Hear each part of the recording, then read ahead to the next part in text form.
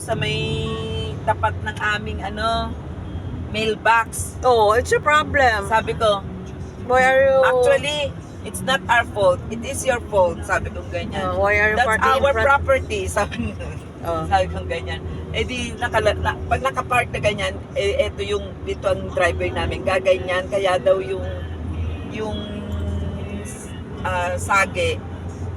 Hindi naman dito, kung dito, maaring sa namin. Nasa kabilang side. Lalo ka nang hindi namin nakasalanan yan. Sabi ko ganyan.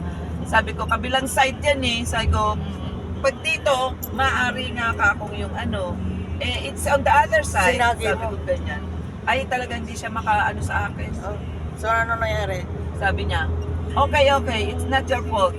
You go to your guardhouse. Sabi ko, go to your property. Don't park on our property. Sabi ko ganyan. It's not our fault. Sabi ko ganyan sa kanya. Tapos minsan na naman nagkukwentuhan kami nung kaibigan ko. Julie, dito tayo magkukwentuhan kasi may malaking puno doon sa may harapan. Ang mga marites. Pilipino rin yung kaibigan ko. Parehas kami may asong dala. Yung nakataon na yun, yung aso niya dumumi doon sa property nung masungit sa may harapan. Nakita. Kung pala nandun siya sa may sa may Tinitingnan ko, bintana. titipin. Oo, sa may bintana. Tapos sabi yung kaibigan ko ni Carol, Julie, doon tayo sa kabila. Dumumi na tong alaga ko.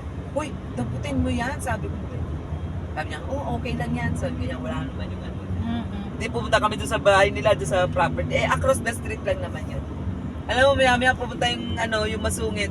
Sabi niya, your dog poop in front of our house. Sabi ganyan. Why you didn't pick it up? Sabi ganun kay Carol. Sabi ni Carol, I'm sorry, I'm going to get the dustpan. That's why we left there. Sabi ganyan. Sabi ko sa'yo masungit yan eh. Ayaw ka maniwala sa akin eh. Sabi ko ganun. Di pinick up nung